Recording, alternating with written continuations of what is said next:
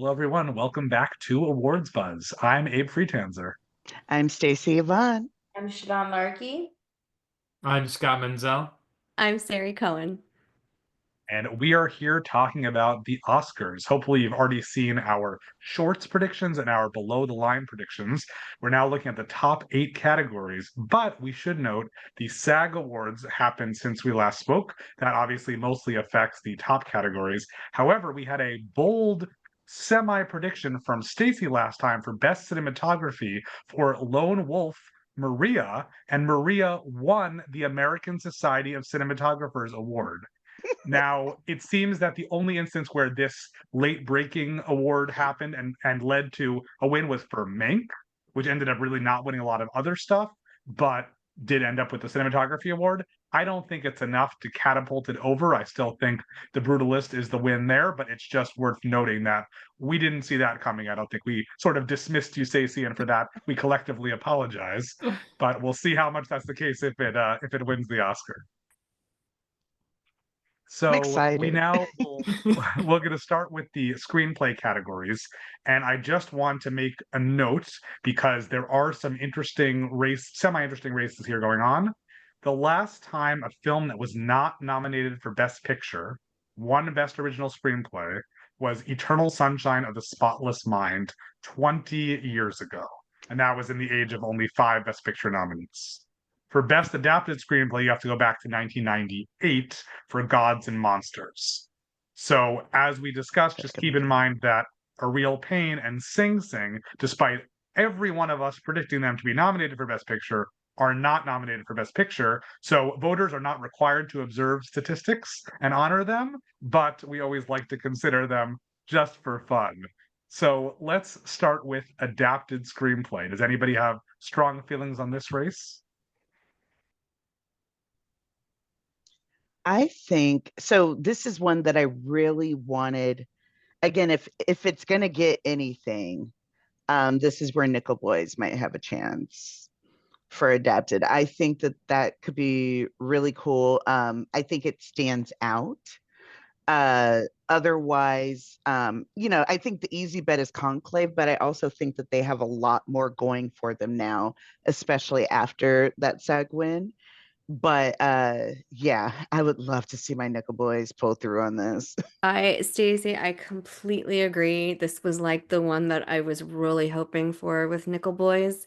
But yeah, after the SAG Awards, I think this is the one that Conclave is gonna pull through. Yeah, Yeah. I mean I have to agree. I think they watched the stream and they were like, you know what? Scott said that BAFTA hasn't mattered for a while now, and now it does. No. But no, I think Conclave kind of had this in the bag for a while now, and I don't think anything has really changed my mind, in all fairness.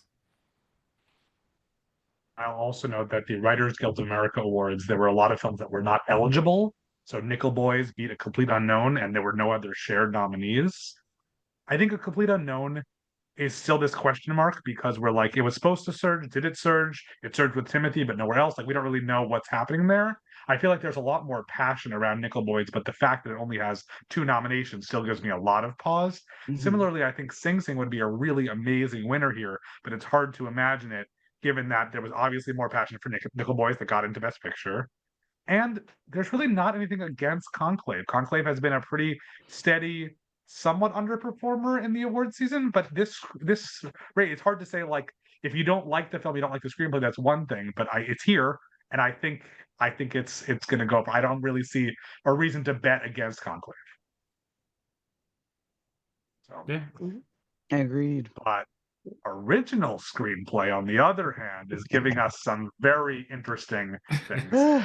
It is worth noting that while sure it would have been cool to see My Old Ass or Civil War win the Writers Guild of America award, Honora beat A Real Pain there, but none of the other nominees were, crossover between the two. And Honora won, I just the Substance was the front runner in this category for a really long time. And then A Real Pain won BAFTA. So this is like a animated feature situation where like we have this triangle of contenders, and I don't know where it ends up. Sari, do you want to offer some initial thoughts here? I agree. I'm looking at this right now. I do feel like just my feeling is that A Real Pain is gonna take this one. And I think that it's possible that if A Real Pain takes this, that Coralie could take director. I feel like that kind of feels like a little bit of a balance to me between these two categories. It's important to have a balance. That's the important thing in the substance. Anyone paying attention? Yeah. The Friends, thing I I don't want, think they oh, care about go ahead. balance at all. And this kind of goes back to what we were talking about at the end of our last Zoom is like, how well is Sean Baker going to do?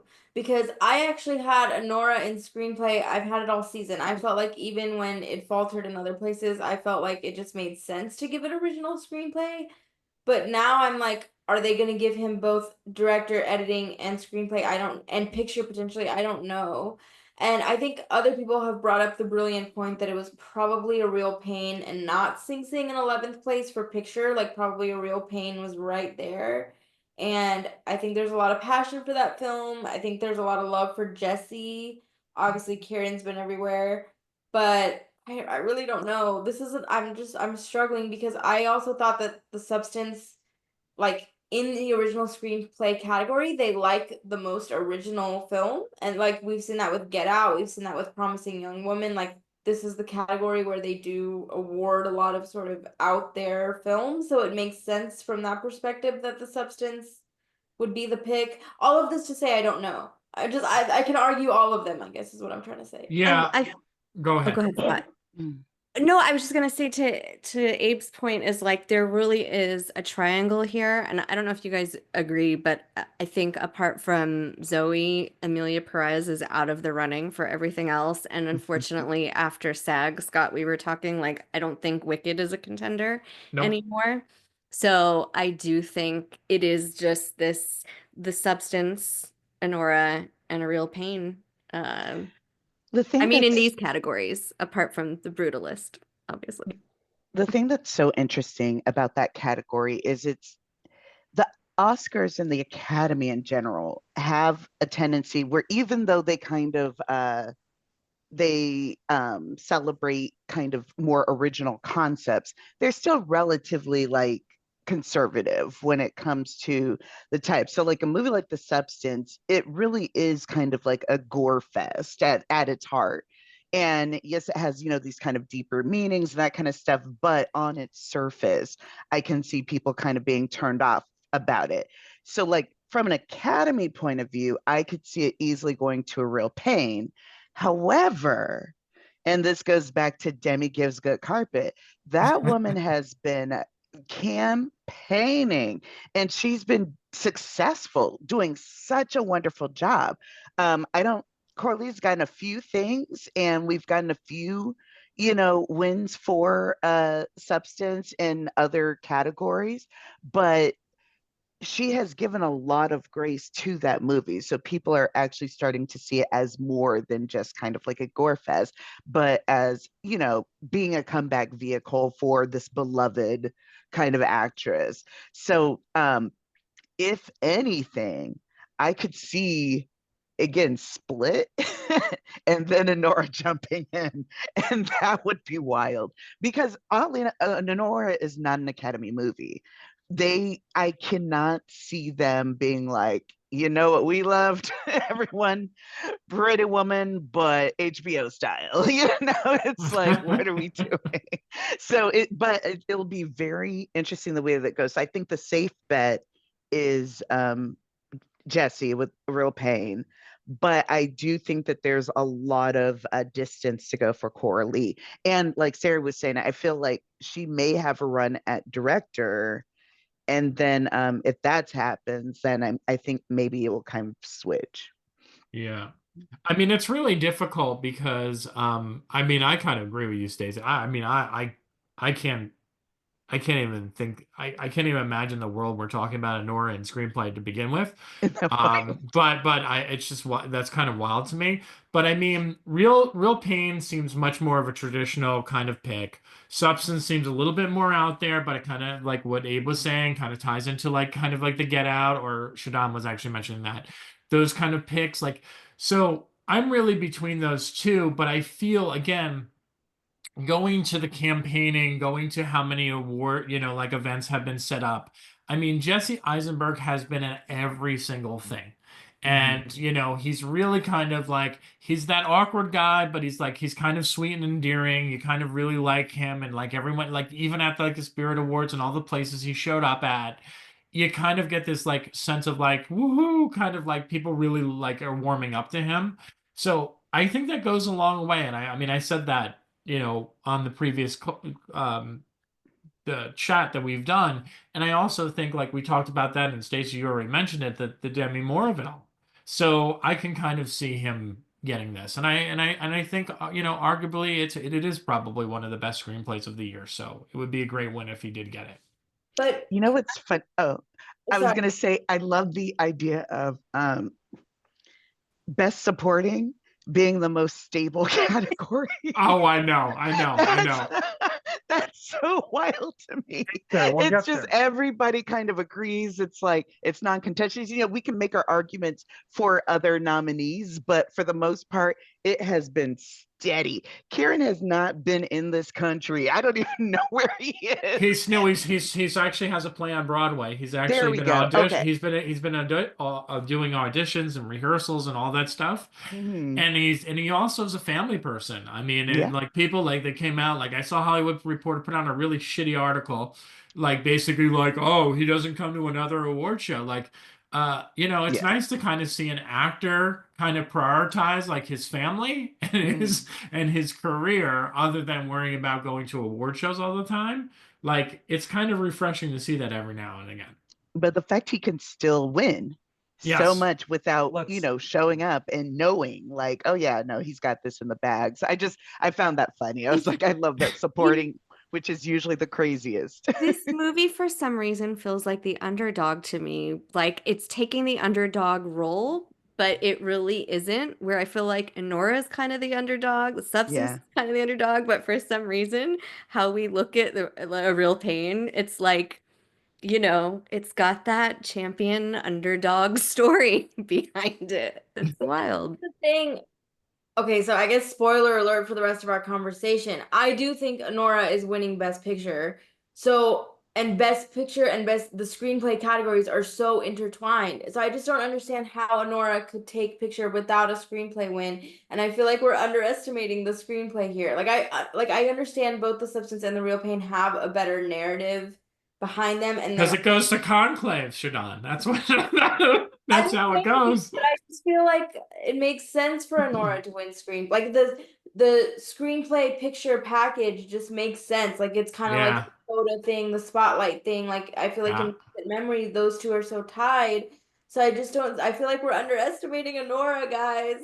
I think we've been underestimating Honora and Amelia Perez, honestly, nominations wise, all season long. I think that there are some people who don't like them. Some people are on this call, but I think that that is not necessarily Oscar voters. I looked back because I was curious. First of all, A Real Pain has fewer nominations than Sing Sing. It has 2 versus 3. So whether that actually translates to 11th place or not, I don't know. But I looked back at 2004, which was the Eternal Sunshine year, and the only film that was a serious like threat for Best Picture that it was up against was The Aviator. And The Aviator, you can praise a lot. I don't think the screenplay is what you would say right away, which means that was the front runner, no question. So I think that to me that raises a red flag of, okay, A Real Pain is not a Best Picture nominee. It might be an underdog, but it's not as championed as other stuff. And if we're agreeing, likely, I don't want to get into it yet, that Honora, Conclave, and The Brutalist are the likely Best Picture possibilities, the idea that Honora versus A Real Pain versus The Substance, shouldn't the Best Picture contender be the one that should be ahead? So I agree with Shadan there. I also think it's sort of weird that we haven't mentioned The Brutalist, because based on the Golden Globes, we might have thought The Brutalist was going to sweep everything. And I think that is past, and I don't think it's likely. I think a win here would certainly be surprising, but I also think that it's easier Sean Baker wise to reward him in this category than in others. I still think he may be rewarded in other categories. Similarly, Jesse Eisenberg is a new quantity as a screenwriter in this sense. Charlie Kaufman, anyone for Eternal Sunshine, already had adaptation, already had Being John Malkovich, and he was a screenwriter. Like that was his thing. And so I think Jesse, it's nice that he can sort of flex, but he didn't get a director nomination, didn't get a picture Right. nomination, didn't get an actor nomination, and those would have been signs that they really liked it. So an underdog is only an underdog if it actually pulls off, like until it pulls off an upset. Otherwise, it's just the underdog that doesn't get there, which was how Sing Sing did this season, right? We're all like, how can Sing Sing not get nominated? And the answer was, it didn't get nominated. Like it was an underdog, and it stayed an underdog, and that was very sad. And I think it's weird because The Real Pain and Sing Sing are radically different films, and like to be talking about them in the same breath is sort of weird. But again, we predicted, all five of us predicted those films to be in Best Picture. So I don't know. And we also haven't mentioned September 5, which I know does not have a chance in winning. But I don't know. I really am sticking firmly with Anora here. I think that A Real Pain is a possibility, but I just again, there's somebody mentioned that like there's a possibility that Anora could become the first Best Picture to win just Best Picture, like it did, at the Critics' Choice, sort of like how The Power of the Dog won only director and nothing else. But I think like Sean Baker has been acclaimed for many years, and this is his first Oscar foray, and that is something worth taking into account. Like it's not a Baby Ranger situation where every single place has celebrated him and he's new and whatever. It's like he's been around for a while, but this is the first chance that voters really have to award him. And he I was And gonna also- say Sean Baker's been Sean Baker for a long time too, so that might work against Shadan, what were you gonna say? No, that's Stacey. That's such a good. I mean, it's kind of a double-edged sword because he has some interesting things that have not necessarily come to light the way that I thought they would, but that's a different conversation for another day. But he's also been an advocate for independent film, and I feel like there's a lot of people that are going to want to see that rewarded somehow.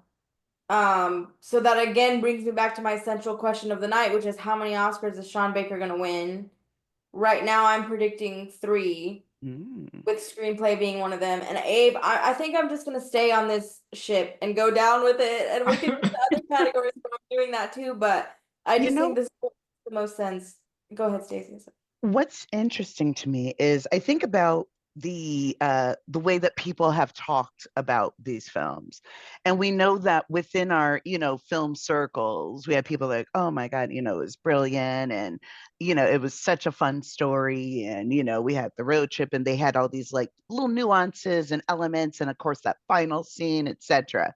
But when you talk to people who aren't film people, they're like, or they're like, oh yeah, it was cool. It's very kind of middling, and that's why the Mikey Madison of it all and the wins that they've gotten, they have felt like, oh, something got split, and they just ran in there. I don't know, for whatever reason it hasn't.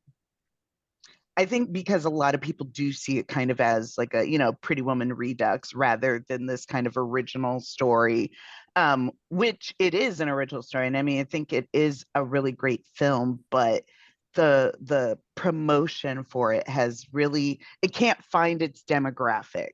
I'll put it like that. It can't find its passionate people who are like a Nora or die. And I think in order to kind of get to that level, especially with a film like that, you need that. The Substance has its passionate people. A Real Pain have people that are diehard for A Real Pain. I don't know too many that are passionate for Anora for the sake of Anora. They might say, like you're saying, oh, it's independent film and we love Sean Baker and we want to see him get something. But is that going to be enough to push the votes over? Completely Yeah. agree, Stacey. I completely agree. I think the whole push behind Anora is the fact that it celebrates the spirit of independent filmmaking. Right. But at the same time, The Substance has a similar story. I mean, although it's got names to back it, like you've got To Me at the heart of it, it's still like the little movie that could. So I think it depends. I feel like I'm so torn between these that I can't I can't put my finger on what's what. Like, I feel like there's going to be a little bit of a balance here where we're going to see Conclave. I still have, and we'll get into it, but I'm still guessing the Brutalist is gonna, I think we're gonna see maybe a little bit more of a similarity with the Golden Globes as opposed to the SAG Awards. I feel like it just depends how you want to split the categories, but I think everybody's gonna get a little bit of love. Abe is Yeah. going to kill me because I'm jumping ahead. But to Stacey's point about Honora being middling, on a preferential ballot, when you're ranking your choices, if Honora is consistently 2 or 3, that's going to work in its favor. Yeah. Whereas like something like The Substance might be straight at the bottom of someone's ballot, or if you didn't bother to finish The Brutalist, it's going to go right to the bottom. So that just put a pin in that, I guess, until we come back. Well, that's why I think it's conclave. I mean, that's why I think the conclave has started performing the way that it has, because I think even people like I'll even include myself. Like I don't dislike the movie. I don't love the movie. Like it's a good movie. It's a solid movie. Like I would probably put it like somewhere on like on the best picture rankings. I would probably put it like a 4 or 5. And I'm thinking that's where a lot of people would kind of put it too. So like again on that scale, it seems like you would have that where like you said, Shadan, like Honora, I feel like there's like the haters of Honora, and then there's like the champions of Honora. Substance seems like the only movie that doesn't really have any haters. Does anyone know anyone who didn't like The Substance? I'm sure there are people who don't like the genre and like might not even Right. watched it because of that. Yeah, I Right. heard a lot of people say it's gross, so I turned it off. Like, Right. And that's not, But they still I- hear about it. They're like, well, but they're not going to be so-and-so putting it number says one. it's good. Yeah. I mean, I ask everybody in my interviews that I do, what have you seen recently that really wowed you? And I think Honora was the most frequent answer. I think Mike Lee called it something else, which was entertaining, like Arona or something. But like the fact that you have that, and the fact that it got that Critics' Choice win just for Best Picture, and then it swept all the guilds, like we can't discount that. That it means there's obviously something about it. And when you look at everything and you think about things, and we'll get there, but Conclave isn't even nominated for Best Director. So another thing to think about, the fact that like it doesn't have like people still checked off. But I'm going to move us on to our next category, which I'm going to close us out from immediately, because Best Supporting Actor, these 5 men have already competed against each other. Get at out the of here, Golden Kieran. Golden Globes and BAFTA. So there was no reason, if Guy Pearce wasn't going to win at BAFTA, if Edward Norton wasn't going to win at SAG, does anybody have, No. speak now or forever give the award to Kieran Culkin? I don't think there's any. And they know, and you could tell Guy Pearce has checked out because he just started doing all the talking about the Kevin Spacey stuff, and he does not care. He is like, oh no, we're just going to talk about it all, and I love that. So yeah, no, this is Kieran's award. I think Best Supporting Actress is sewn up. The only thing I want to caution us towards, I don't think it's Ariana anymore, and Monica, that could have been cool, but not going to happen. There is a distinct possibility that Isabella Rossellini can still win this, because she has, if people like Conclave, they love her. I don't think there's enough going against Zoe because she's been able to eclipse the backlash against her film enough. But I would not be shocked if Isabella's name was called. So people who love Conclave know that her role was tragically small.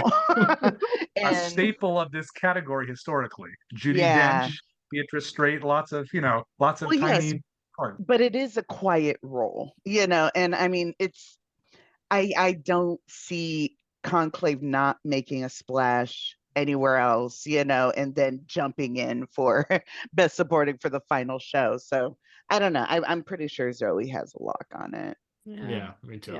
Yeah, totally. Zoe's Which good for her. Yeah. Yeah, I think this is another one that's like just as locked in as supporting actor. It would be something. I love Isabella Rossellini, but I just think, Zoe's got this one. I will not die on that hill, but I was visiting it if it happens. I did mention it, and I thought it could happen. If we did this conversation a week ago for Best Actor, we probably could have been pretty quick and say Timothée Chalamet needed to win something. The only thing we have to consider is that Oscar voting ended before SAG. So it's like a Jim Carrey situation for a Truman Show where like he won the Golden Globe after voting was already closed, so it wasn't going to encourage people. That said, there's an overlap between SAG and Oscar in terms of voting. And as we mentioned last time on our thing, Timothy is the same age that Adrian was when he won for The Pianist.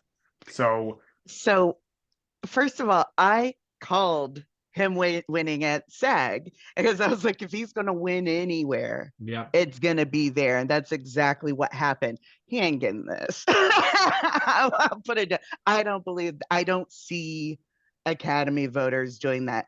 And I don't know. It's just, when you have a movie that's a little too prepackaged, it feels like it's trying too hard. It's like, oh, a Bob Dylan biopic that features, original musical numbers and blah, blah, blah, and not original, but, adapted musical numbers, and they're singing themselves and yada, yada. And, you ask someone, oh, well, so what is the story about? And they'll say, oh, it's about Bob Dylan. It's like, I was like, this is basically a jukebox musical, and no one wants to put it that way. I don't see them taking that performance as seriously as, in fact, the fact that it got into this Oscar race is still kind of beyond me, but I don't see him taking that. I think that this is going to be Adrian Brody's. Otherwise, though, I think The Brutalist is dead in the water, except for this. I think that this is going to be 100% Adrian's, especially because apparently he was a little bit upset after SAG. But I'm like, if you listened to me, Adrian, if you watched our videos, Adrian, you would have known. But no, I think otherwise it goes to him. And then if there's like the craziest split of all splits, then, Coleman rises. But who knows? Or Ralph. There's also the weird, there were some like anonymous ballots that said that they thought that Ralph Fiennes had already won for Schindler's List. They didn't want to give him another Oscar. And he famously has not won and wasn't even nominated for for The Constant Gardener, for the Grand Budapest Hotel. Like, it's just funny that for the most iconic things you think of, he is now a 3-time Oscar nominee, like not very rewarded for someone of his, career. And I wish that they would have marketed that way, like on the posters, be like, nominee, let it be known, because then people would be like, well, wouldn't they put that he was the Oscar winner? Didn't he win in this? And they're like, oh, he did it? It's time. So yeah, that's the thing. We talk about these voters and like our stats and stuff, but like most of them don't really know what's going on, and I'm convinced that most of them aren't even watching these films. So I feel like that's just something to think about as we go through these. But well, first of all, I do want to say I'm fascinated to Stacey's point, because I felt like it was so obvious that Adrian Brody was so mad that he lost SAG, and I would have liked to see a world where SAG happened during Oscar voting to see if something would have tipped. But the question that I want to raise is, does Adrian Brody losing at SAG show us that like The Brutalist is significantly weaker than we are thinking about, and even weaker? Like, does that actually mean that it's not going to get cinematography, even like other? Because I just feel like he was the only nominee there. He was the only nominee from The Brutalist. The Brutalist already underperformed at SAG, so I feel like him losing there doesn't matter as much, because obviously Oscar voters loved it. That said, they also obviously loved The Complete Unknown. They gave it a director nomination. Like that, again, we are a bad sample. If some of us were not wowed by some of these films, they clearly loved Amelia Perez, A Complete Unknown, Anora, The Brutalist. Like, they liked these things a lot. It's a different body of voters, and I think that is so important to remember. I personally think we're going to see, like I said before, it's going to be more similar to the Golden Globes than what we saw at SAG. I think I would be surprised if Timothy took this. I think they have a good shot at like some of the below the line stuff. But I think it's gonna circle back around to Adrian. I still see I did have The Brutalist at the top for Best Picture, but now I kind of feel like I'm going with Conclave with it. Spoiler, we'll get there. I don't want to jump ahead. May not get there at this rate. You never know. True, you never know with us. I'll say, oh, go ahead. Yeah. Oh, no. That was really it. I think, SAG would have been the place for Timothy to win. But I think it's not going to happen for the Oscars. Scott, do you disagree? I know you What do. about Timothy? Yeah, no, I think Yeah. Timothy's gonna get it. I really do. Mm. I think people are, and especially Academy voters, are fans of biopics in general. We had this discussion on a previous Zoom. A lot of mediocre movies with really good performances have won actor categories at the Oscars time and time again, and I would not be surprised if that's the case here. You know, even Stacey, I think we would agree that, you know, Complete Unknown is a performance movie. I don't know what the hell it's doing in director. I will stand by that. But like in the performances, like Monica being in that category, Timothy being here, I can totally see them doing that. And I hate to say this, but I do think that people, as much as I fucking think Adrian Brody in The Brutalist is phenomenal performance. And but I've got to say, like, if you're looking for more of a showboaty performance, I think that's where Complete Unknown steals the thunder. I want to note that Adrian Brody won an Oscar previously, but he was at no point the front runner and at no point like predicted. He was the clear beneficiary of a vote split between two previous multi-time winners, Jack Nicholson and Daniel Day-Lewis. And so Yeah. there is something about he's now like a more seasoned professional actor who has not had a tremendous career. Like for winning an Oscar so young, he has not gone on to do really incredible things. Is the fact that he made this, I feel like people can appreciate the hard work. Like he didn't have the same thing as, Laszlo, not the same experience like that, but like he's done a lot. Timothy is still very young, still very fresh. And so I think that there is, a hive of fans of Timothy who, if, this was the MTV, movie awards or Teen Choice, whatever, like he would take it in a flash. I still think it's very possible here, but I don't see enough going against Adrian. I think he won enough stuff that just SAG. It's too late a surge in my mind in a lot of I ways. think Abe, Timothy has been, what is it? I mean, there's a stat going around.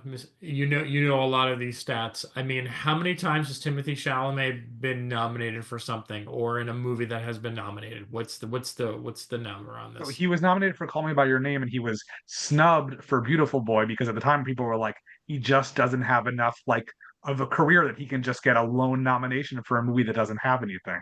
And Call Me by Your Name is one of the most perplexing Oscar stories. The fact that it was so acclaimed and that Luca was never in the running for a Best Director nomination, and that it just like fizzled completely. And obviously, Armie Hammer didn't talk about eating people back then, but like even more so, like that's why that movie should have done so well, because we don't, talk about eating people.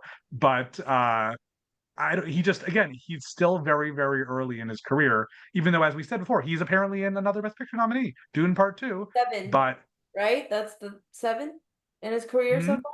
7 Best So, Picture nominees for Timmy.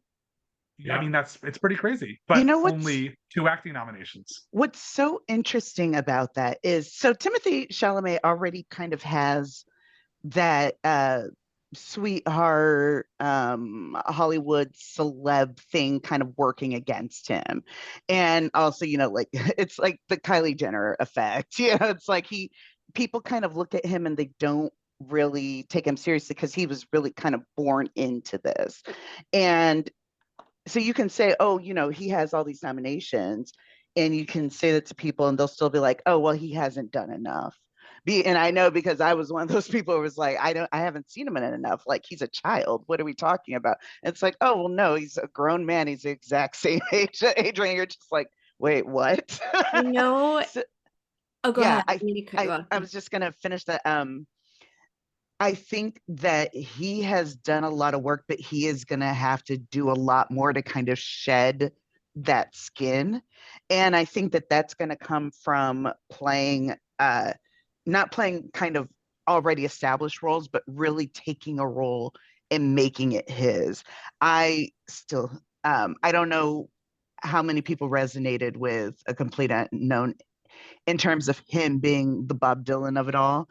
But I do know a lot of people are really starting to watch him, and he's been very open about, I want to get better and I want to get, I want to be one of the grades. So it's like, okay. You know what it's giving to me? It feels so reminiscent of Leonardo DiCaprio in Titanic. As we're having this conversation, and I'm just like, oh Was. yeah, Kate Wow, Winslet went, yes. like, and everybody was like, Leo had it, and he totally got snubbed. Yep. And I just feel like it's such a similar, and everyone said the same thing. They're like, oh, he's had all these other great performances, uh, and while this was great, he's still too young and he's got time. And it just feels so reminiscent to that I feel like there could be people who are like Timothy all the way, but it's giving Titanic vibes. It's giving Oh, Leo in general. Like I feel like he's like a revenant. No, he needs like a revenant, like yeah. saying like something that's like gritty and like transformative and all that stuff. Yep. But can I just ask, what did you guys think of the SAG speech? Do you guys have any strong?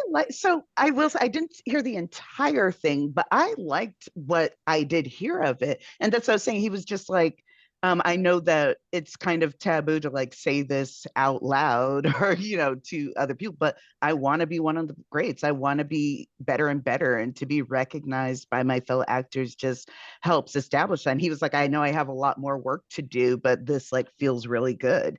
And of course, I said it kind of turned into the bean salad recipe meme, where a person posted the recipe for bean salad, and someone was like, "Well, what if I don't like beans?" Yeah, so it became, "What are you saying? Everyone else is great, or you're saying no one else is great, and that you're the best, and you're saying da da da." And it's like, no, he said what he said. Like, just listen to. So, but that kind of goes to that attitude that's already kind of popping up against him, which he's like, salmon swimming upstream. Yeah. I mean, it's kind of weird, I don't know if people even remember this. I mean, I am not a Timothy Chalamet stan by any means. I mean, I'm not. I mean, I gave him I remember watching Beautiful Boy and actually thinking like he took that movie down in a lot of ways. Mm. Like I felt like he was kind of the weakest link of that film. Um, you know, that being said, watching him, this is really kind of the first time that I felt like I was watching him actually act and do something that was Mm. kind of impressive. Which is kind of the reaction that I had when I walked out of the movie, even though Abe knows this, that like when I was watching the movie, I was bored to tears watching it. Like I was like just like sitting there, like shaking in my seat, moving around constantly. But like the performances in that movie are so great, but the movie itself is just so bland. It's like so like vanilla ice cream. Like it's just like blah.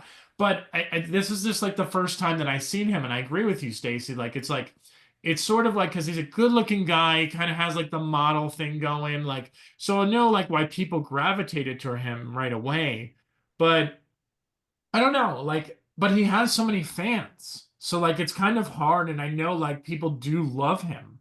So it's kind of like it's such a like, part of me is like going like Adrian Brody really should get this. But then I'm just kind of like, but he has so many people Should who he? are rooting for him that like he's gonna get it. And again, tying into the iconic biopic thing, it's like it kind of makes sense he would get this for this. The Adrian Brody of it all. Well, okay, we'll actually get there because I have a lot I want to say about that when we get to Best Actor. But what I did want to talk about real quick is that the voting body for the Academy has expanded. And it has changed. It reminds me of during the Grammys, they're like 15,000 members. Hey, everybody, we're better. We have a lot more people now. Come on. And I feel like the Academy has done that. And they've let in publicists and there's another group that they just folded in, but at the very least, it's taking, we have like, the BAFTAs and the ACETIs and the Golden Globes, which is foreign press, etc. And the Academy is kind of all of those put together, which is what makes it such a hot potato in terms of trying to figure out which way anything's going to go. There's so many disparate opinions. However, there does seem to be like a majority kind of thing about the way that they think about their votes and kind of what it means to win an Academy Award versus, any of the other kind of like more regional awards, we're going to call them that. So yeah, it'll be interesting. I don't see him having their attention yet, and I think that Leonardo comparison was dead on, because if you look at the performances that man gave, and every year he was like Susan Lucci every year, until finally he won for the weirdest movie that he could have won for. And it's like, he gets eaten by a bear. What else does he have to do, people? So yeah, it'll be interesting to see how it shakes out. Yep. I will add three things before moving us on. The first is that I did a little math, and it looks like Timothy would actually be the youngest winner, because he will be several months younger than Adrian was at the same age back then.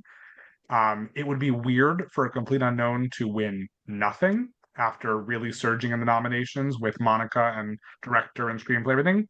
That said, Killers of the Flower Moon didn't win anything last year. The year before that, I think almost half the Best Picture nominees didn't win anything, so it's certainly possible. The other fun statistic, just to tie everything together, you mentioned Titanic. Titanic was a huge Oscar winner that did not even get nominated for Best Original Screenplay, which is a very interesting statistic. I would say so myself. Oh, I don't know if yes. others would agree. Best Actress. Looking back at previous years, this race is not usually that interesting, only because it's usually pretty sewn up. I would say 2020 was a really, really interesting year that ended in the most boring way possible, which is another trophy for Frances McDormand. Certainly she's excellent. It's just, of all the possibilities of awarding new people. And we had a huge shocker in 2018 when Olivia Colman beat Glenn Close. That said, it's worth noting that she also won at BAFTA, so it wasn't completely from out of nowhere. The important thing to consider here is that Fernanda Torres has not been anywhere. She was at the Golden Globes when Mikey and Demi were in a different category. Probably might be most similar in some ways to Andra Day, who, the United States of versus Billie Holiday, where she won the Golden Globe and I was like, well, what? And then didn't get nominated for much else, and then got nominated for an Oscar. That said, she didn't have the entire country of Brazil behind her.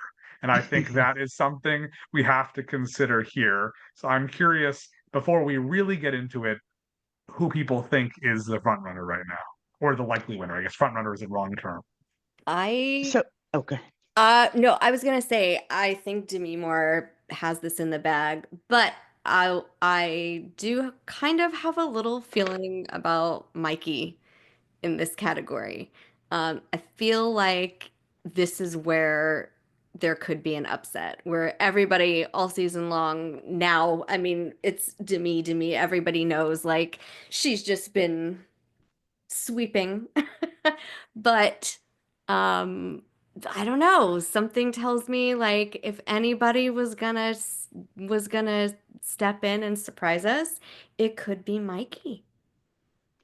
So I feel like I don't, unless there's a crazy split, and that split would likely between probably between Demi and Cynthia, but it's the Cynthia that drives me crazy. It makes me so sad, because the Wicked performance in general has just been abysmal, and I do wonder if that has more to do with it having a part two, and them saying, well, there'll be another chance if it's good, like, oh, if it's really good, then they'll be fine. So, but you were talking about Timothy being the youngest, person to win this. And when we talk about records and kind of history making, and Cynthia in this category, that would have been a major win, especially when she'd been like the second best actor, Black best actress winner, like, ever, which is nuts. And I think that is a category that needs some cleansing. So I would have liked to have seen that. However, we were kind of there was this joke kind of going around about how because the Oscars went in March, we couldn't capitalize off of Black History Month. So that's probably why you didn't really get it.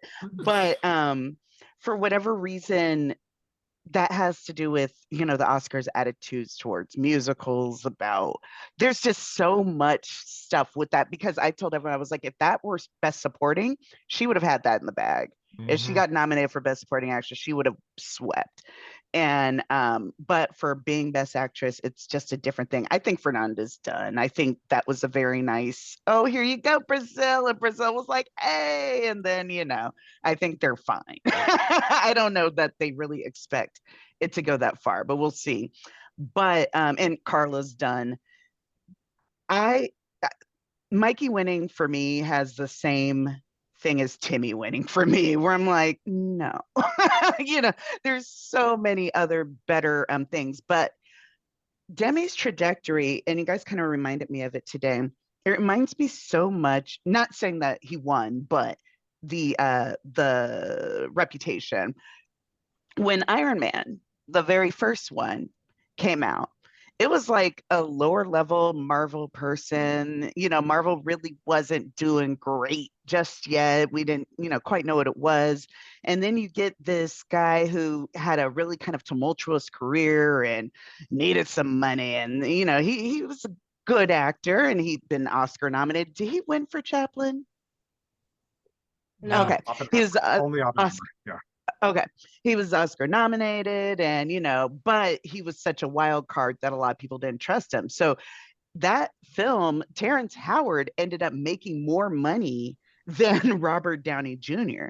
And you look back on that now and you're like, wait, what do you mean it wasn't an automatic hit and it wasn't a sure thing? It was a crazy, crazy year. And I think that the Demi of it all really speaks to that idea because as much as you know we're loving Demi, she's never been like a fantastic actress. You know, she's had some really fun things. She's been beloved and a lot of people kind of resonate in the retro kind of nostalgic of it all, you know, the St. Elmo's Fire, the G.I. Jane, the striptease even.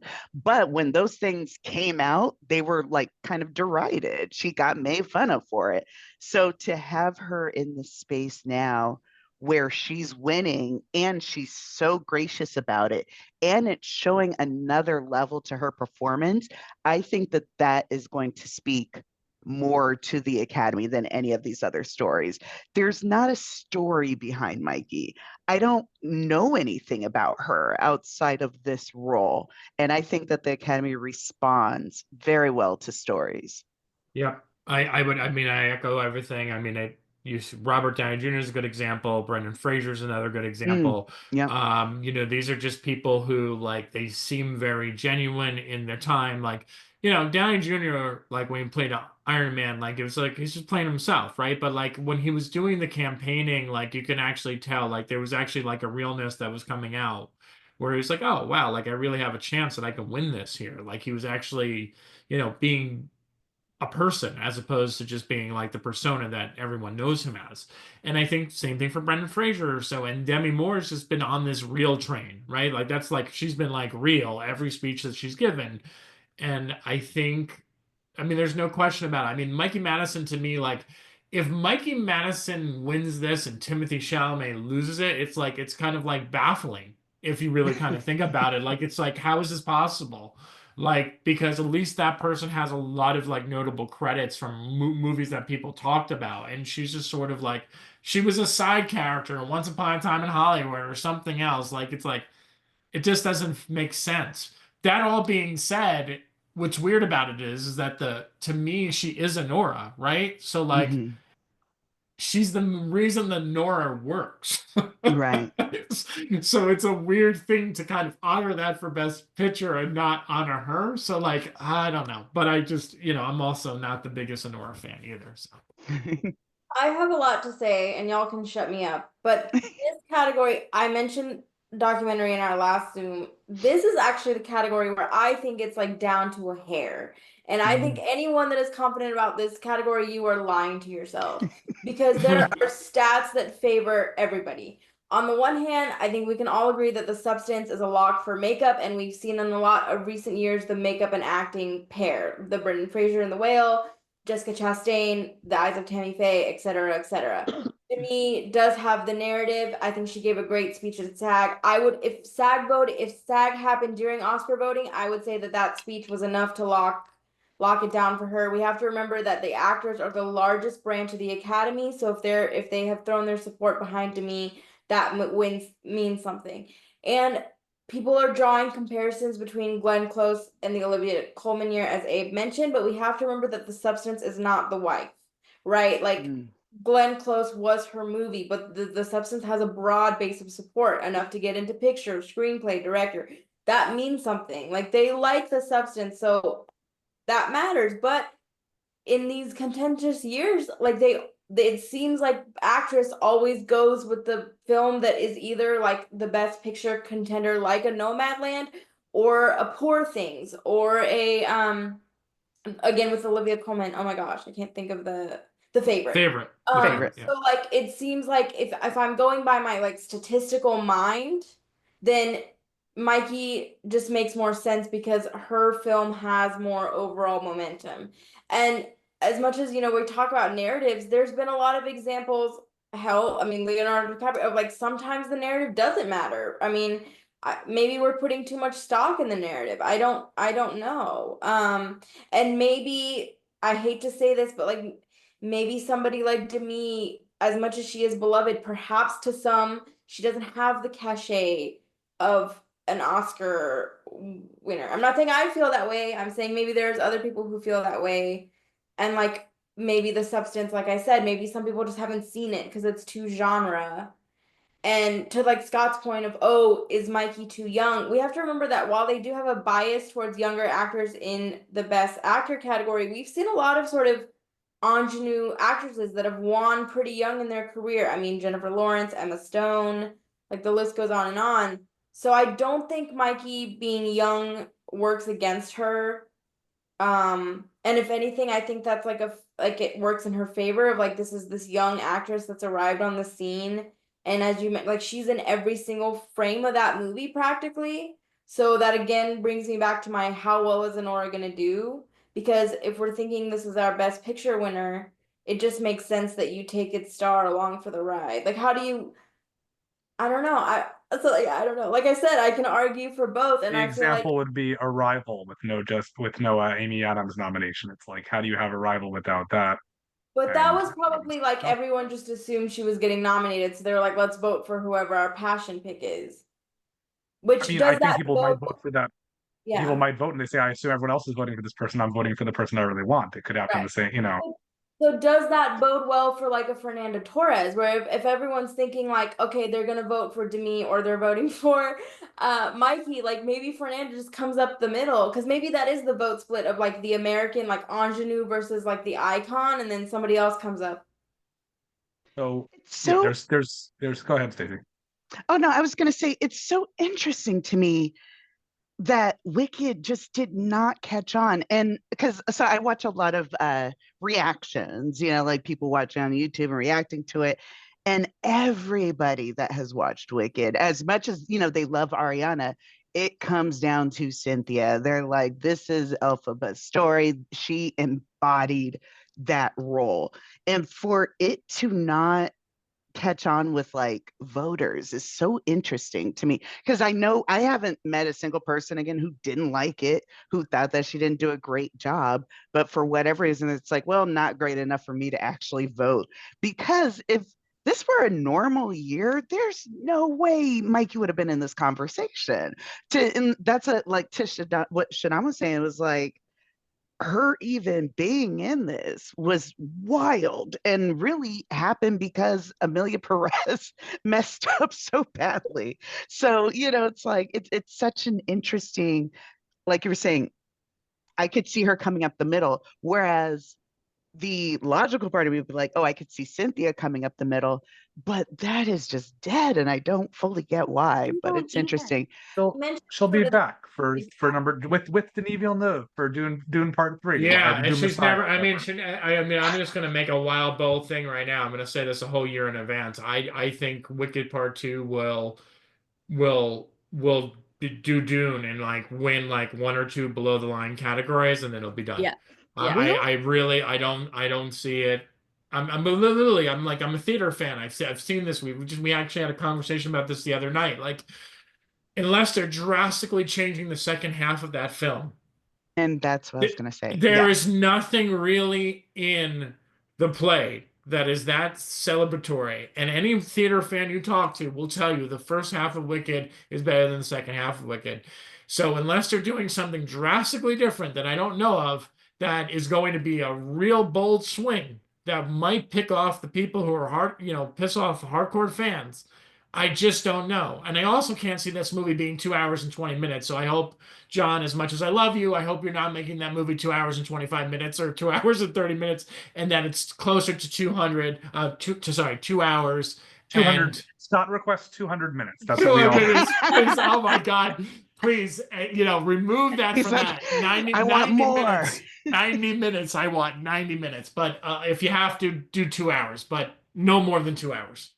Well, I do think, though, that there are some plans, because if anybody knows the rumors that the second half is lacking, it's going to be John Chen. And I think that with as much as he put into that film, I think that part two is going to have a lot of surprises that even the diehards will love, because even like the cameo with Kristen and Adina. Adina, I was Adele Dazeem, even that, it's a little bit polarizing. People are like, oh, I loved her, I didn't like it, or I couldn't stand it, but they still love the movie overall. They love that adaptation. They know that he's an actual fan and not just kind of capitalizing. So yeah, it'll be interesting to see kind of what happens with that. I think Cynthia is winning her Oscar next year for whatever the original song is. We know that part two has an original song. I think Yes. she's doing for that. But All Stacey, right. you bring up the point about the Academy's expansion. And I think for whatever reason, like this newer version of the Academy doesn't like musicals. There's a musical bias. I mean, no musical has won Best Picture since Chicago. So I think that's what's happening with Wicked. I just don't think this, like, whatever this modern version of the Academy is, just doesn't like musicals. But it is an interesting point because the Academy is now younger, more diverse, and more international. And I feel like that benefit, to go back to our actress conversation, that benefits everyone, right? Because you can see Fernanda benefiting from the international crowd. You can see the younger crowd sort of embracing like the genre of the substance, whereas before, like the substance, I think 20 years ago would not have even been a contender at all. And then like perhaps again, like a younger voting body, a more diverse voting body could find something in Honora that they feel connected to. I don't know. I just think that's a really interesting like thread to think about of like, what does this mean? Like, I think the people that we think are voting for the Oscars that has changed so much, and so that's just something to keep an eye on. I want to make a few more points about Best Actress because I think Mikey Madison throughout the season has been winning so many critics prizes. Our friends at Gold Derby have done the tracking for us. Thank you to you guys. Mikey has picked up 30 awards this season, and Demi has picked up 21. Interestingly, Marianne Jean-Baptiste is in third place and is not an Oscar nominee, sadly. But Mikey winning would not be like a surprise or an upset or something. Mikey has been the front runner for a very long time, and Demi has overtaken her. So I don't think that like starting with that and the fact that you won BAFTA is a very big deal because that's just not what the same way that Jesse Eisenberg winning a screenplay there was like it's just not what you would expect from these posh British people. They'd be like, of course they want. I mean, I guess Demi is. The substance is, if anything, is not posh, right? The substance is many great things, but not posh.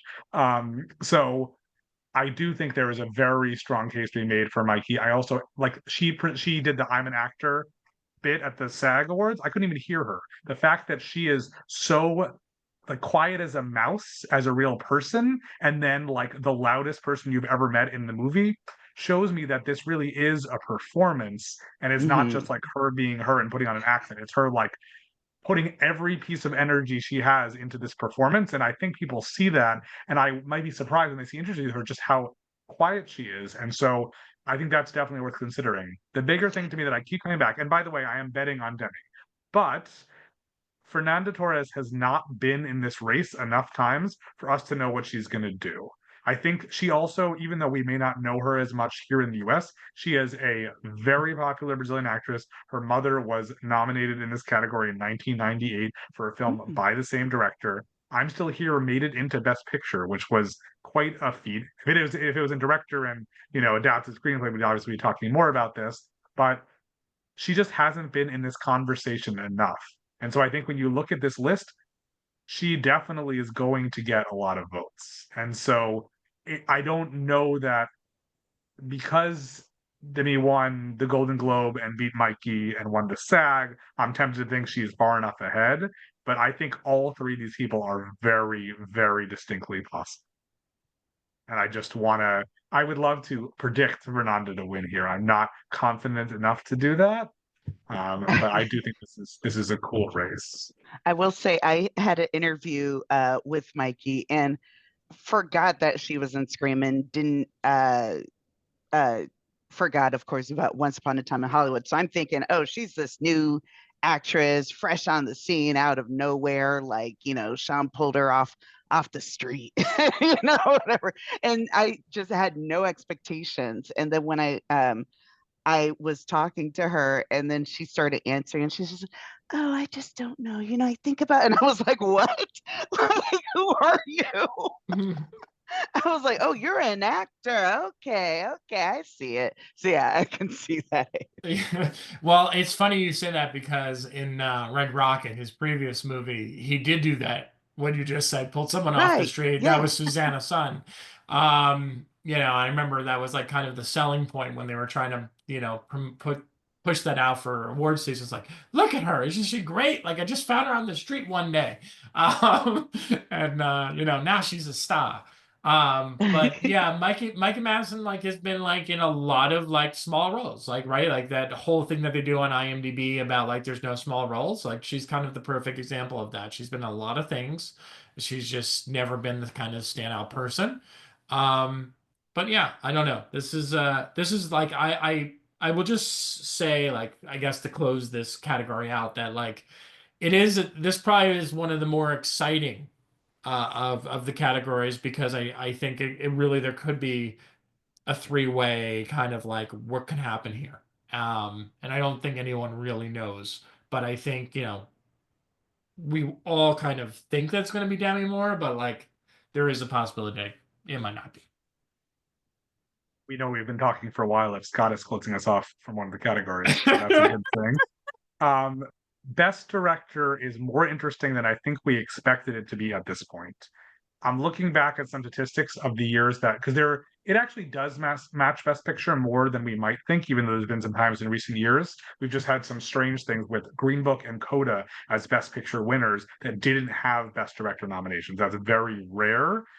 That said, neither Green Book nor Coda were actually predicted to get Best Director nominations, and that's worth remembering. And so the fact that Conclave didn't get in here probably says more for Best Picture than anything that's not really relevant to this race, but definitely worth thinking about. I look back to times, the surprising snubs of Ben Affleck, and it's like Ang Lee wins because who knows what's going on there, or Roman Polanski, who that might have been, a vote split between, Martin Scorsese, and honestly, not even really sure who that year, otherwise, probably Rob Marshall for Chicago. And so I think this year, we're looking at these Gold Derby stats. I mean, Brady is far ahead, actually followed by Coralie, with Sean down even past Denis Villeneuve, who obviously is not nominated. But the Directors Guild of America is definitely a worthwhile prize. And despite Sari's now abandoned enthusiasm for The Brutalist, this film has not been doing very well since the Golden Globes. But the Golden Globes also used to be a great predictor of films that were not going to do well, like Avatar, like The Social Network, all these things that would win the Best Picture, Best Director combo, 1917, and then ultimately get eclipsed by something else that was coming, which was Anora coming from a long time ago in the distant past, since it was always like the front runner back then. So I'm curious because I heard several of you say you thought Coralie could win this, and I'm curious if that is a vote split between those two, or because The Substance did not perform as well as it should have for us to be banking on it to do all this stuff. I don't think. I am so torn here. I have to say, like, I would have hedged my bets on The Brutalist, but yeah, I'm wavering a little bit. I have doubts now. I don't know. I don't know which way to go. I mean, I do think, as I said earlier, this could be a win for Coralie. I feel like The Substance is it's coming through. I think it's kind of like a clear favorite where this is a category Coralie could take. But you guys also, and Shadan, I'll give you the credit for this. I'm kind of feeling like Sean Baker. Sean Baker. Now I'm like, this is such a triangle for me. I could see all three scenarios playing out, and I'm really struggling. I don't know who to place where. Brady, it's interesting too. Sean's speech at the Independent Spirit Awards was a great speech, but it was very reminiscent of Brady's speech. Where was that? Was it the Globes? Like where it was just kind of talking about, independent film and creative freedom and like having a voice. They were a lot of parallels between the two. I don't remember where that speech was, but I just remember hearing the two speeches and thinking about it during that time, and they just sound like it was like a collab, like they were like, like independent film is in trouble right now, guys. Like we have to do something about it. So it was very weird, kind of having those two speeches, like hearing them not too far apart. But I mean, listen, I said this on the last stream that we did, and I mean, I'll say it again. I think when you look at if you're a director and you're voting in this category and you're looking at the scale and scope of a movie and what you had to do and knowing what we know about this movie, I mean, it's hard not to go with The Brutalist. But again, what's the thing of the most impressive thing from a filmmaking standpoint versus what's going to win? It's not always the same thing. So, but this is going to be the one category that I'm going to stick with The Brutalist on. Well, and it's people love a good indie story. I mean, this is the thing, and the Substance and Anora are just that. I mean, I think people, again, it's like the whole underdog thing, and it's certainly with the Academy, like they love these gritty, independent filmmaking projects. Feats. So Yeah. yeah, so it's like. I mean, yes, The Brutalist, and I've had it. Yeah, I've had it as my front runner, but I'm really swayed now. Of like, it could go in either direction. I mean, DGA. So you're gonna talk about stats, Abe. 9 out of 10 of the past Oscar winners have aligned with DGA. And is that yeah? So and the one person by the for way, director or for picture? director, yeah, Because it it's used to be it would align more with picture and not with director. yeah, but DGA has been 9 out of 10. So Sean Baker winning there was the thing that made me go, oh wait, because if I don't know, I guess why wouldn't DGA want to celebrate the arrival of like a Brady Corbet, like this great American new auteur on the scene? Like him not winning with his peers really gives me pause. But I should mention, like the person who kind of broke this 9 out of 10 was Bong Joon-ho, because they went with Sam Mendes that year for 1917. So to my earlier point about the Academy becoming more international, it seems like The Brutalist with the HFPA, like they have it has a lot of international appeal. So then does that overturn the DGA thing, where like now when you have a larger voting body and it is more international, they're going to recognize something like The Brutalist over Anora, which is like a more specific story, quote unquote, where like everyone can relate to the sort of great American dream and what is it really, and all of Scott's point about like the actual sort of sweeping power of that filmmaking.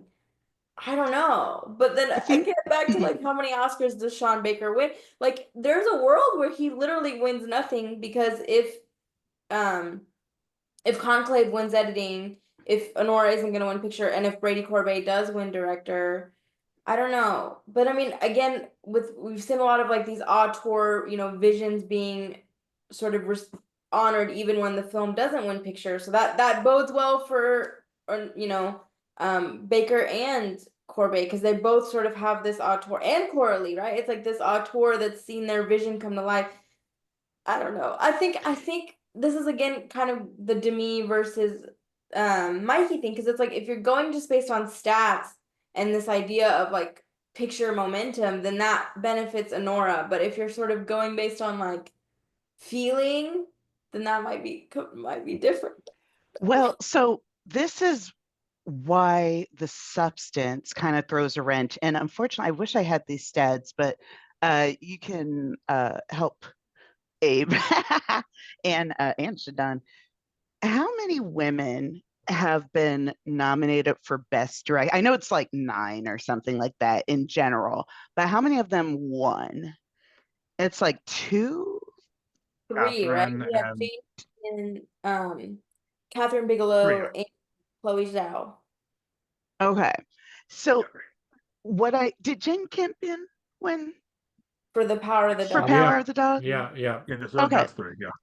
So that is what I'm wondering about the Coralie of it all.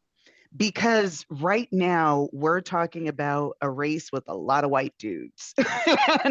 and I think with the Academy voting body expanding and with it becoming more diverse, I think if anything, this would be a great year to kind of see that on display. And thus I could see Corley definitely making a few more inroads with that because honestly, she kind of has the same story as a lot of these guys, that we're talking about. And she has had a lot more pushback and, did a lot to try and get this film even made, much less have it be, so successful. So I could definitely see if we have an upset, I could see her coming right up between there and being like, hey, y'all, so it'll be interesting.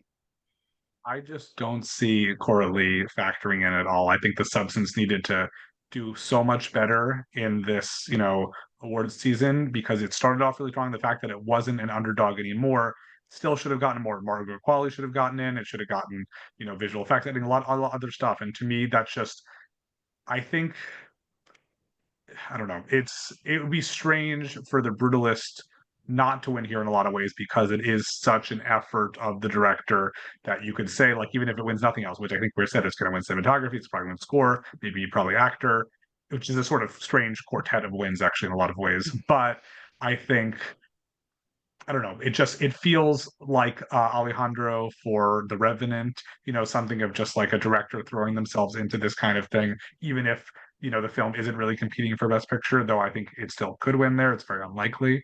But I don't know. This is the Oscar I think Sean Baker will lose. I think he will win the other 3 and not this one. I'm not confident at all. Like that is probably a terrible prediction, but that is what I'm going with at the moment. I would not be surprised for him to win here, but I do think that Brady is going to get this. I think that it's just been such a juggernaut of a season, and I think that the AI thing sort of fizzled whenever they're like, "Well, all of your movies use AI. That doesn't, what is that really?"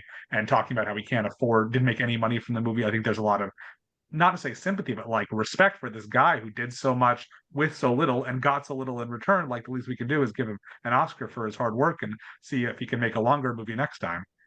So we'll see what happens to that. That might be the reason to knock it out, honestly.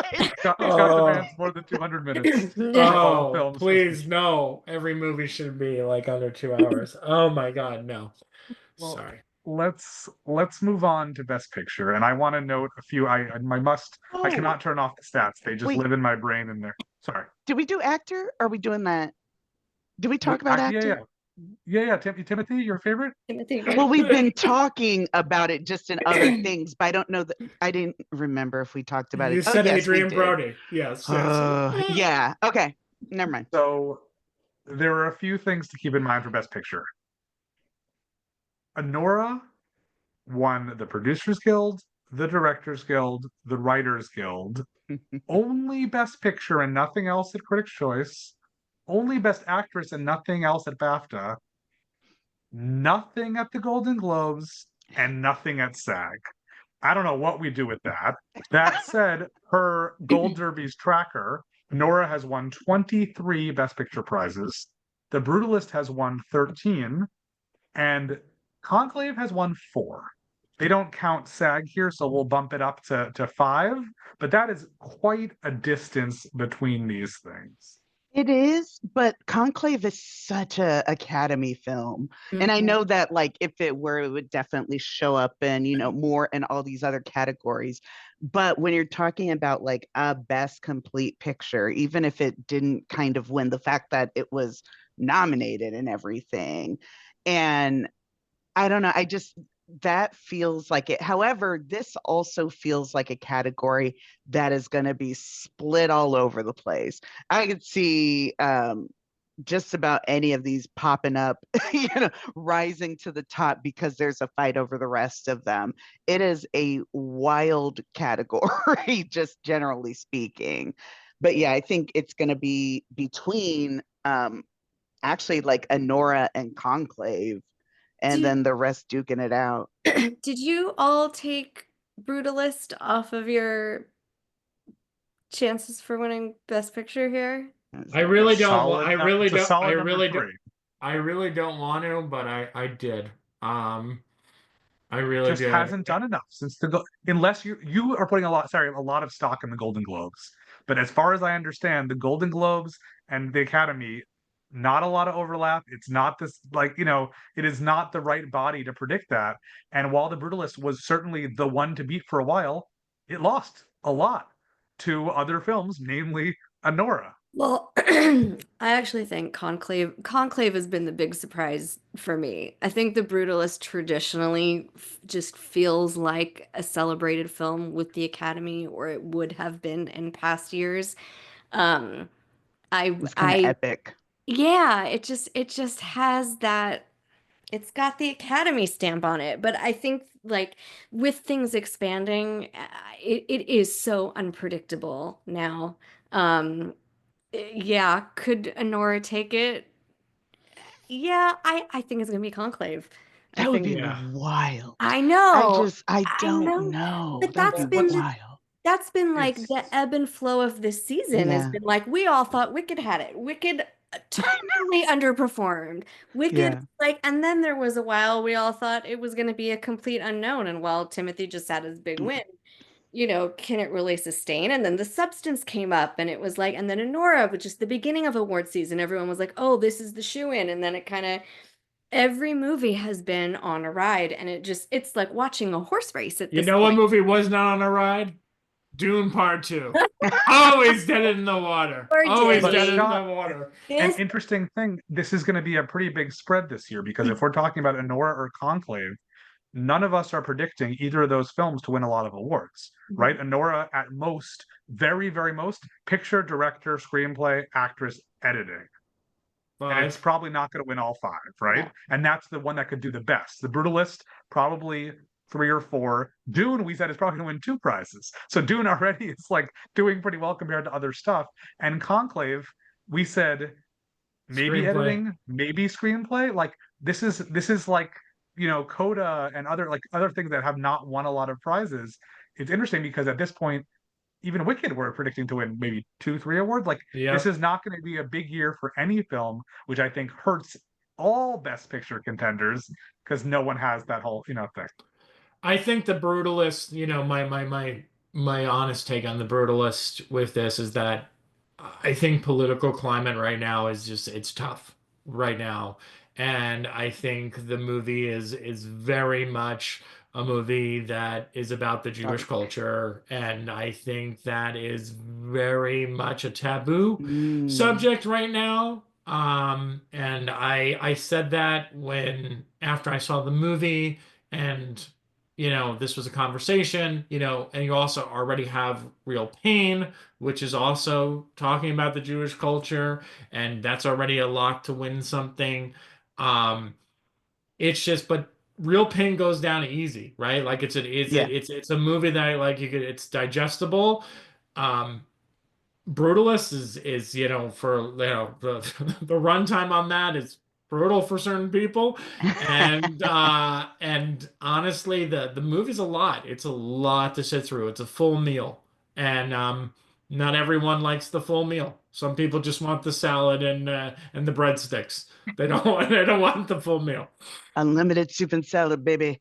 No, I think that's very interesting. I think The Brutalist would have been a shoe-in if more people watched the whole thing. I think this is one of those times where the length is hurting it. And you kind of wonder, well, why did the length not hurt like Oppenheimer, but it hurts on this? And now for me, the length hurt for Oppenheimer. I couldn't Oh my stand that God, film. yes, so But I much. think Christopher Nolan being so established and really having that recipe of what works, whereas we know Brady is a little bit newer, and so he's doing more experimental things and yada yada. That might have something to do with kind of the palatability of it. But yeah, The Brutalist is very Oscar-y film, especially in seasons past. People love an epic. They love these big performances. The reason I asked if we had done Best Actors, because I was thinking about the Adrian Brody of it all. He's such an interesting category as far as Oscars go, as far as awards go. They did a Actors and Actors Roundtable for Vogue. It was someone, and Jeremy Strong. Jeremy Strong made some comment about SNL, and then Karen was like, "Oh yeah, it's fantastic. Have you ever hosted? Do you think you'll host?" To Adrian. And I know everybody who was born before 1985 was like, yikes. He just, and then of course his shenanigans with Halle Berry at the last show, trying to kiss her. And it's like, he's been this kind of wild card. And now he has this role that's very austere and very important. And, it's kind of his own.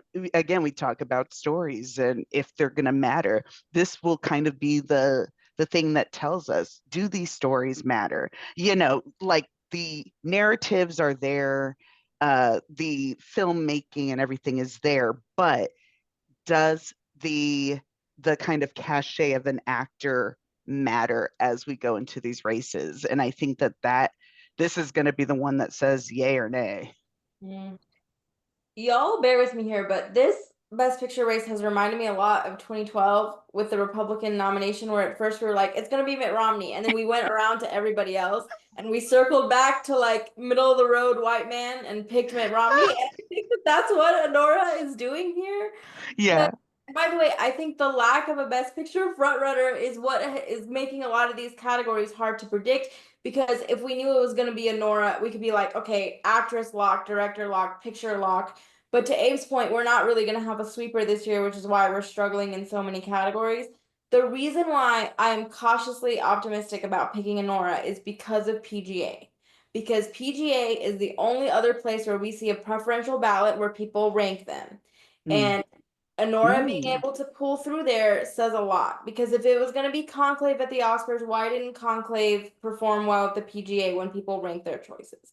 And I think, again, to Scott's point, if Honora, I think for a lot of people is in that 4 or 5 spot, then that's gonna be enough for it to eke out the win. But it's gonna be, I think, real close. I just think that the rank choice benefits Honora over the Brutalist, over a Wicked, over a the Substance. I think it's like enough of a middle of the road, as you said, Stacey, at the very beginning. It's middling, and I think that that's going to be the thing that benefits it above everybody else.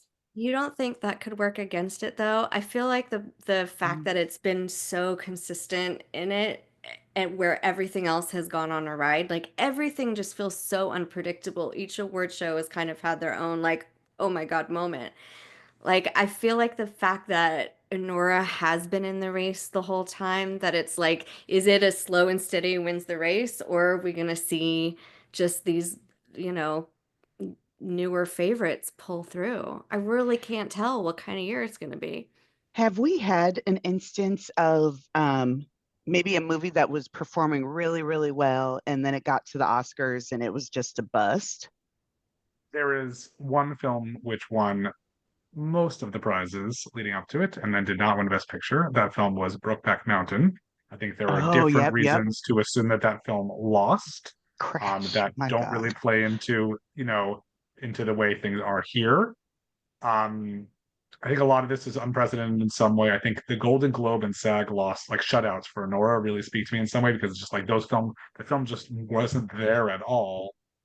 That said, I think Shadan makes a good point about PGA. I think the fact that Honora swept all these things after being so under the radar means that people are still thinking about it. I don't know. I mean, it was the original movie that everyone said was going to win. Like if you go back to the beginning of award season, like where I say award season kind of starts in September, when Tiff. TIFF happened and everything happened, like Honora was labeled as the front runner. So it would be actually kind of quite boring if it ends up being it, because it was essentially what everyone said it was going to be. Well, what I was wondering is if there would there be, because Abe, you spoke to this a little bit, and I see this more in like music categories where people are like, oh, well, they've won so much and they've done so much that I'm just, for this last one, I'm not going to vote for it. I'm going to vote for something else, or that might need an underdog or whatever. So, I mean, we were all surprised that Chadwick Boseman didn't win the Oscar for Ma Rainey. That said, Anthony Hopkins is a formidable opponent. He also, like, him not being alive changed everything. Like, that is, it's not really a comparable stat at all, I don't think. Yeah. The other thing for me that really is damning for Conclave is there are 4 films in history, or at least recent, but let's look at the, last 50 years, whatever, recent history that have won Best Picture without a Best Director nomination. what are they? Coda, Okay. Coda, Green Book, Argo, and Driving Miss Daisy. I was 1 year old in when Driving Miss Daisy won, so I was not following the race at that point. But I don't believe that I don't think that It was that the was a next film year, that right, Abe? the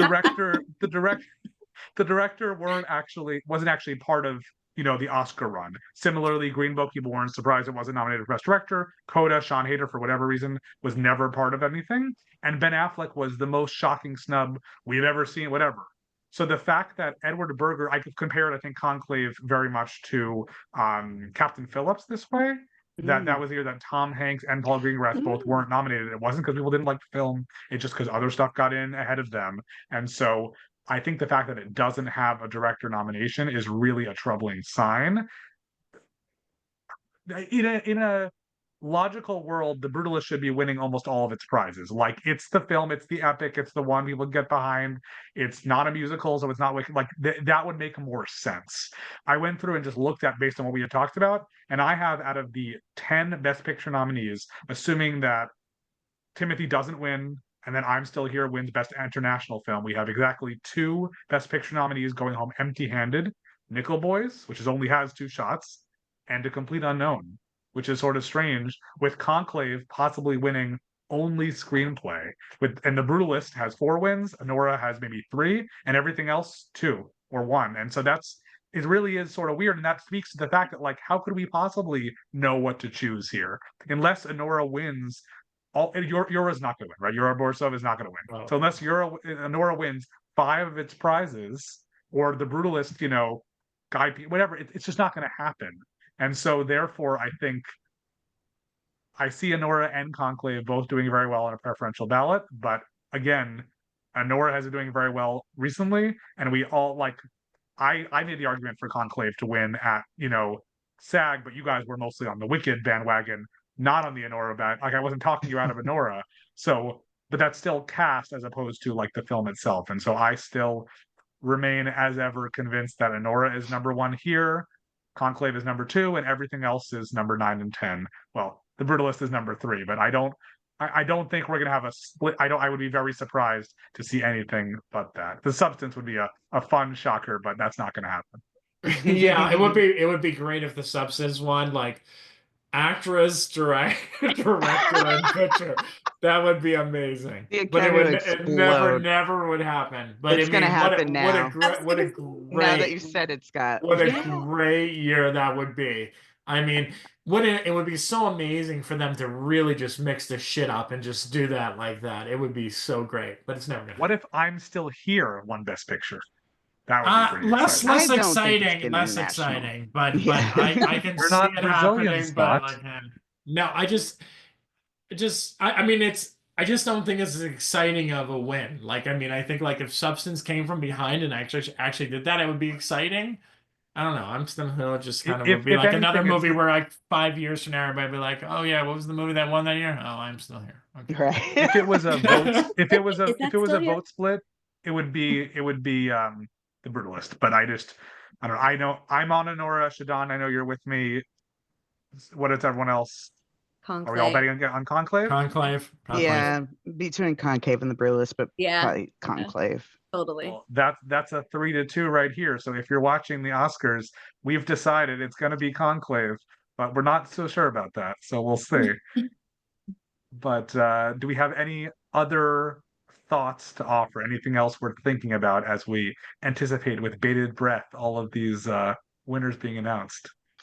What's so interesting to me is when people understand about how these films are even chosen to start campaigning, because there are a lot of films that just did not get recognized at all, like, and really great performances. And as I did actually really like The Brutalist, and I've seen it more than once, which I was like, is this my favorite movie?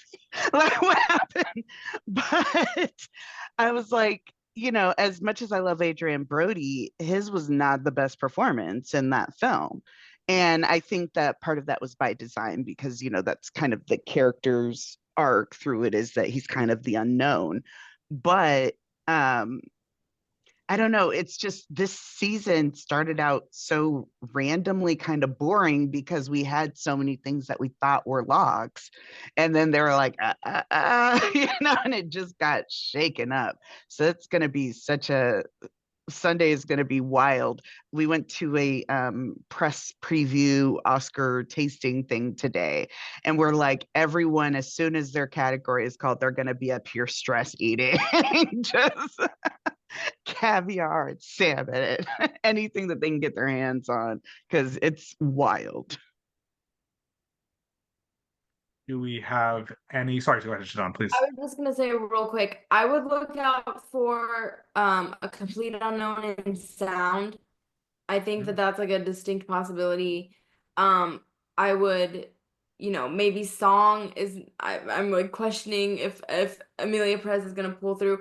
But I just want to say, speak to Scott's point about narratives, like regardless of what you think about Honora, I think it does have a narrative that fits the time. Like I feel like when you kind of like people say, oh, how did Coda win? And like Coda was very much a product of when it came out, and like people wanted something to feel good about post-COVID. And I think Honora, like, yeah, it's a Cinderella pretty woman story, but like maybe people want that right now. Mm-hmm. I mean, Conclave does have that. I mean, to all the jokes about, oh, they even got Pope Francis to be, like on the brink of death, Lord help him, but literally Lord help him, but like I just think Nora also has like a really strong like of the moment narrative, and I think it would make sense in the context of the world we're living in and in the context of the Oscars. So I wouldn't. Oh, and then Stacey, I think really for cinematography, maybe Ed Blackman could, just because he's such a beloved figure and this is literally his last chance, and I think people are paying attention to that. So all of this to say, there's a lot. I really think like none of us. It's funny that this is our first year doing this because I feel like it's one of the craziest years, Yeah. maybe ever. So like this is a strange like way to launch awards buzz into this stratosphere because we're all like, what is happening? We don't know. They're all over the map. I think it's going to be divvied up. I think we're going to start to see like I think they're going to spread the love this year. It's just really hard to predict. I think Well, it's so interesting, the lack of a sweep. And I think that's really what kind of throws a wrench into everything. Because, like we were saying, if it's best picture, then it's got to be related to, screenplay more than likely. It's got to be related to the best acting categories, to directing, etc. You would think that all of those would follow suit. And this year, it's just like, I don't know who who wants it. Which of you want it? Yeah, this could be the year that kind of breaks the tradition. I mean, I think there's been so many changes to the Academy that it is quite possible that voters are feeling the same way we're feeling. It's like, where do we go with this? Who deserves this? You think about a few years ago when there were, I think, 4 films with over 10 nominations or something, like crazy stuff like that, or at least 10 nominations. And part of the problem here that happened, not problem, is Amelia Perez faltered. Like that was a film that could have swept if it really wanted to sweep. And, obviously it could never have done that based on the timeline of when things actually happened rather than when they were discovered. But that was the film that was going to do it. And again, The Brutalist. If The Brutalist had more than just the Golden Globes, then that could have been a film that could have swept all its technical categories, easy, no problem. But the fact that even if Honora wins those 5 prizes, that's still not really a sweep. It's still leaving because it's not up for any of the technical prizes. And so I think that's ultimately a good thing. As someone who did like Anora, I'm excited by the many possibilities of what could happen. I think others on this call will not feel that same way, but I loved Nora, but we will yeah, see. I don't know. We will see. So we And are Conan we grateful. trust. I Please, think Conan Shadan. is going to be great. I think Conan is going to be great. I think he's going to put on a good show. And even if our winners are crazy, I have faith in him that he's going to deliver something, bring us home. I mean, Kristen Bell was terrific at the SAG Awards. So, She like, just was. doing a good, like, I am Yeah. all for that. So that's great. And as Shadan pointed out, this is only year one of Awards Buzz. So this means that next year has to be even crazier. Cynthia's going to win Best Director. Adrian's going to win Best Supporting Actor. You know, all this stuff. Timothy is going to do his own sound. So it's going to be really, really good. And oh, Diane Warren is going to win Best Actress. I forgot that Oh, one. That there was we an important go. one. That's So, Honestly, she's but- gonna win best song. Finally, that will be the crazy thing. But I am Abe Friedtanzer. I'm Stacey Yvonne. And Shadan Larki. I'm Scott Menzel. I'm Sari Cohen. Thanks for being with us and happy watching. Yay!